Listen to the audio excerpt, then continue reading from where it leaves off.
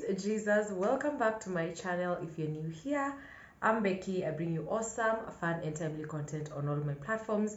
So make sure you like, you comment, you share, and you definitely do not forget to subscribe to my channel. It goes a long way.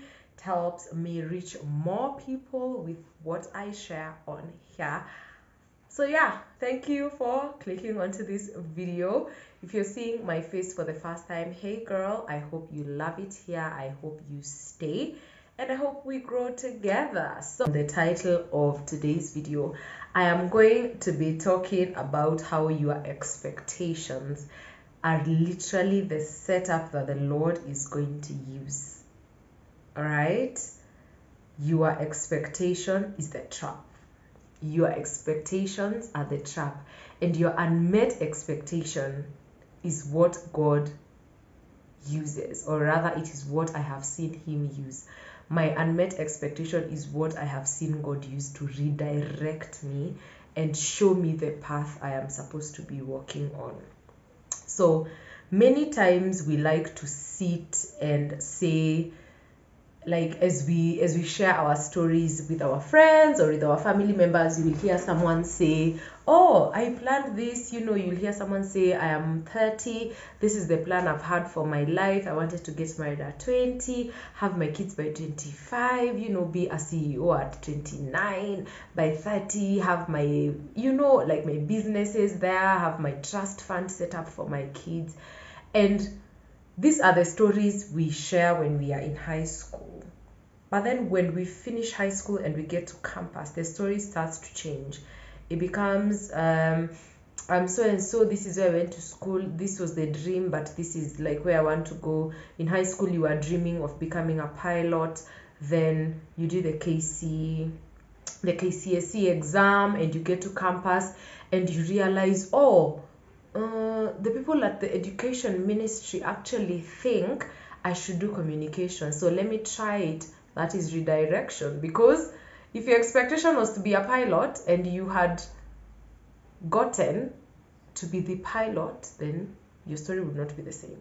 So that is what we are going to be looking at today, and we are also going to be talking about that season of readjusting ourselves, because it takes a lot to readjust ourselves and our minds from what we expected to be or what we thought we were supposed to be doing to what God is setting us up for. So I hope you learn something from today's discussion. I hope it edifies your heart. I hope it edifies your soul, because yeah, it is amazing. So we have expectations for many things. I will share my own kind of expectations, right? So when growing up, let me just start with growing up. I went to school. My mom afforded us the best education ever. So in primary school, I'm not sure what I wanted to become. This is like I'm like the one person who you ask what they wanted to become as a child and they don't know. I'm that person. I am that friend in the group who I honestly do not remember what I wanted to become. But then I know that in high school, my desire and my love for communication started then. So I know in high school I wanted to be a journalist. But since primary school, I don't know. Anyway, Umama accorded us the best education money could afford. And that was just the life we knew, comfort. And we go to school in the morning, come back at home in the evening, our helpers prepared something for us to have, we eat, we go back for night prep, we come back at home, we have dinner, we sleep, we wake up. By the way, fun fact, till date I don't know how to make chai, like milk, water and tea leaves, that kind of chai. I struggle to make chai. And this is because my mom made tea for us every day like clockwork. Every day in the morning, whichever day of the week it was, for as long as she was home. The only time she wouldn't do it is probably if she has gone for like a conference or something at work. That is the time I remember. But if she's sleeping in the house and leaving the house to go somewhere, even if it's what time, she used to make us tea. And that is the only reason I don't know how to make tea. And if before you say, oh, ignorance should not be excused, I also don't like tea. So, but yeah, that's just on a light note. So we lived a nice life, right? I cannot complain. So years pass, I finish primary school, I go to high school, and in Form 2, my mom gets ill. So when I looked at my life, what I saw in my future, my mom was always there. You get, when I sat and pictured what I want to become, when I sat and pictured me being in campus, when I sat and pictured me being a career woman, when I sat and pictured me being married with kids, I always knew, put my mom in the picture. So when she gets ill and I go to God and I'm like, Lord, I trust you. I have loved you, and I feel like that is what we pray in the time of like illness, where you're asking God to heal someone. We tend to lean towards, Lord, I have done this for you, so do this for me. Lord, you're good. You did this for so and so, so do it for me. And that also shows even in the people that come to stand with us in such times. Someone will come and tell you, oh, they are suffering from this. I have an uncle who was suffering from that and they got healed, so I know God is going to heal them. You get, it tends to sound like that. So I remember Mama getting sick, and I tell God, you know what, God, you know my heart, we need mom, we don't have anyone else, And I look back and I'm like, yeah, honestly, it just felt like we didn't have anyone else, but God has always been there.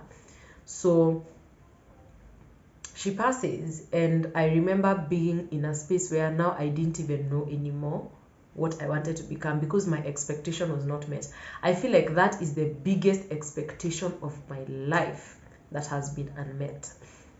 If I look at everything and every season and every other expectation I have set, for me those are small compared to this one. For me, every other one is just is okay. If it doesn't come, it's fine, but this one I really wanted and it did not come. So that expectation being unmet meant what?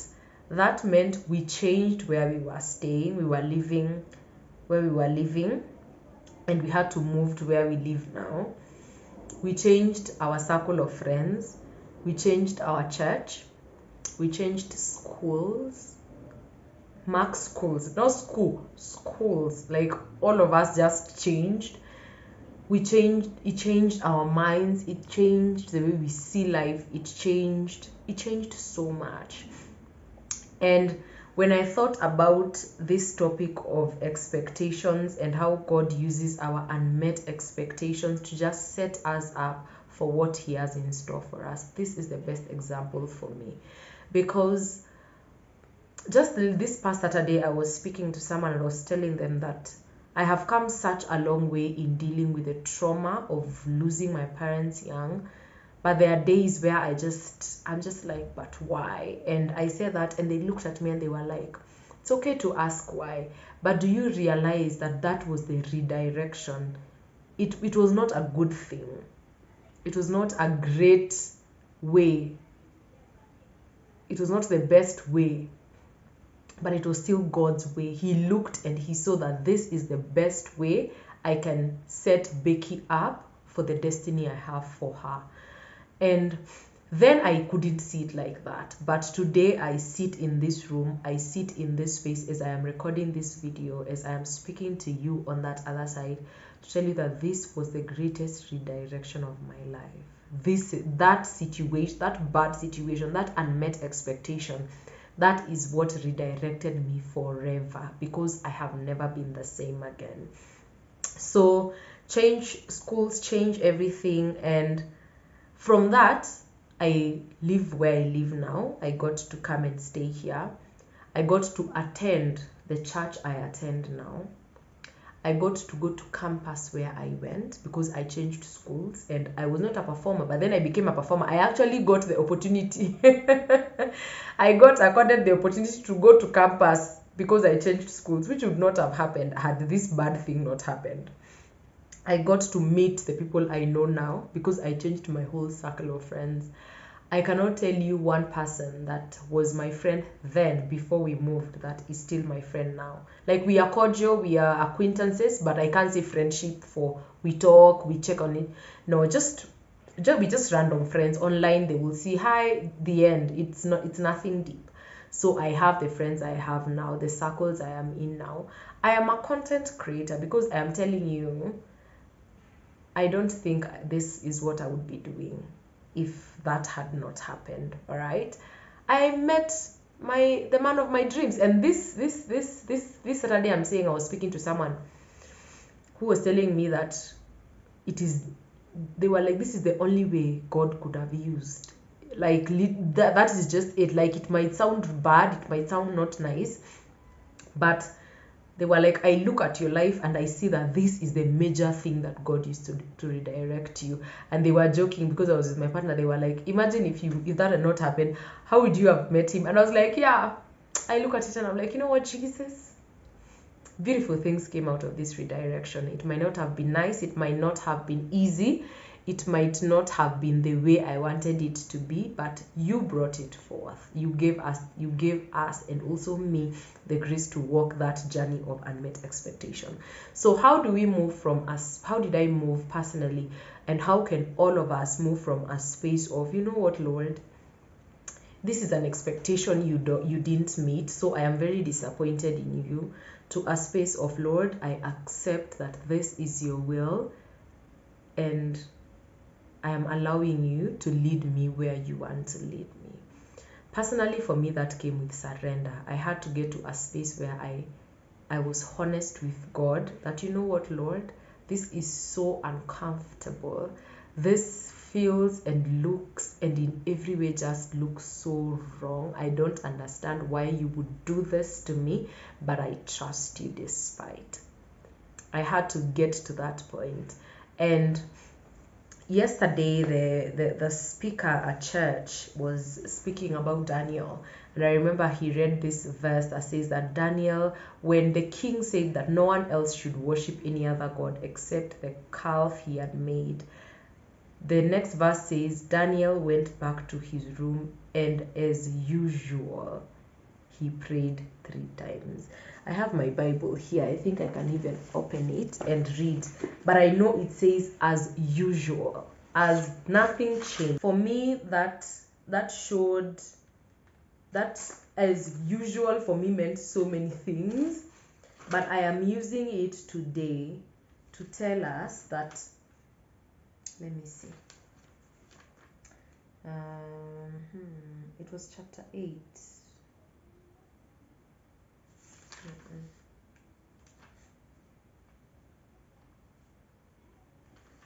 It was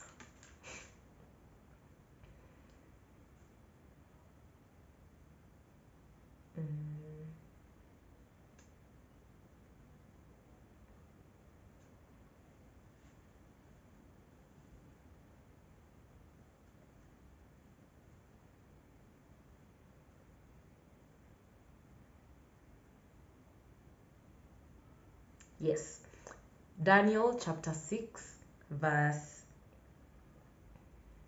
10. When Daniel knew that the document had been signed, he went to his house where he had windows in his upper chamber open towards Jerusalem. And he got down upon his knees 3 times a day and prayed and gave thanks. Did I say thanks? And gave thanks before his God as he had done previously. And for me, I had to get to a space where I understood that the way I loved God before could not change. If I was to understand the journey he was putting me on, I had to keep up that same energy. The way I was trusting God for this healing, I had to keep trusting that he has a good plan of me, for me, and to prosper me as I had previously. The way I spent time in his word before this change, I had to make sure that it stayed like that for me to come to a place of understanding his heart and understanding his mind for me. And that is what takes the longest for us. It takes so long for us to get to a point of acceptance and being like, you know what, God, I accept that this is your will, and I just surrender and I release myself to what you want to do. And just sit and think, if God had met every expectation you had of your life, where would you be? What would have happened? That is why I fear, and let me just use fear for lack of a better word. That is why I fear when I hear stories of, have you heard these stories that, let me shift what I am sitting on. Have you heard stories of people who say they did it themselves? Like, I am self-made. People who talk about being self-made make me fear a lot, because I am like, oh, you have that much power. Okay, more power to you, because I don't. So that is the first thing, getting to a point of surrender and being like, you know what, Lord, you might not have met this expectation, but I trust that you have something better for me.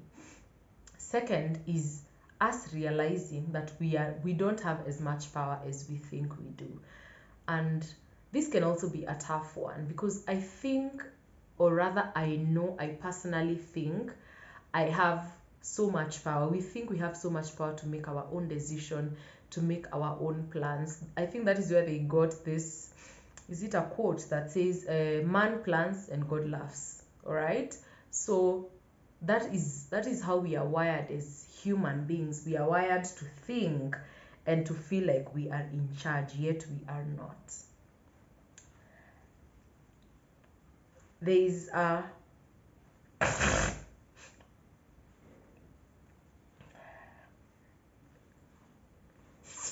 all right, so we want to tell ourselves that we're in charge. We like the idea of being in charge. We like the idea of having the power to do things and make decisions as we desire, yet in real sense, we actually do not. I remember this analogy I got from a friend, and they were telling me, Becky, do you know our life on earth is literally like a human? So the analogy was a person wearing shirts, all right? They were like, imagine yourself wearing different layers of clothes, right? I was like, yeah. They were like, so in the morning it starts off cold, so you need every layer. So you've worn a t-shirt, a vest, everything inside. You've layered up well, you're cozy and you're warm. I was like, yeah. They were like, that is how we are. You start off, or rather, that is how God sees us. There is a season that will come and you will not need the sweater, right? You will not need, that's just true. There's a season where you will not wake up and your first thought is, what sweater am I wearing today? There's a season where you'll be like, oh, please put my sweater in boxes. They are just filling up my closet because now it's summer. And you will do that. So he was giving me this analogy in relation to losing people and death. He was like, we are like shirts worn by God. The wearer decides when he takes it off. So God gets to decide what happens to us. God is the ultimate in charge. Us, we just like the idea that we have the power and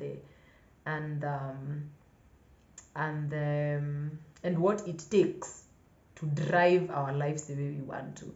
We can try, but the person with the ultimate power is God.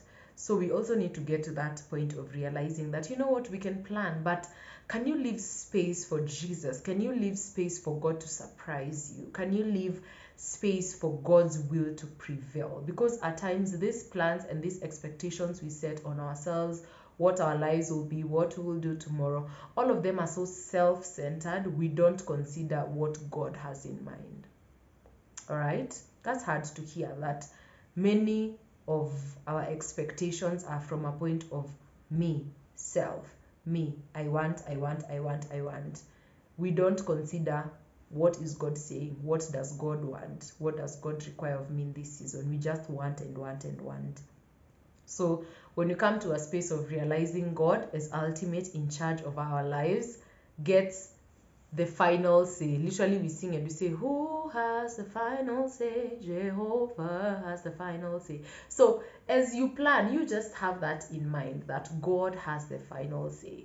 And I can sit here today as a testament of someone who thought they would never make it through that season. I would never have imagined that a day would come where I would sit and talk about losing my mom as a redirection. But see what God does. See what God does with what we look at, and we are like, ugh. It's just the same as the story of Moses. When God asked him, what is in your hand? He was just like, a rod. I can imagine he just rolled his eyes and he was like, dude, a rod. Like, a rod. And I can imagine just God was just looking at him and he was like, dude, you don't even understand what you have.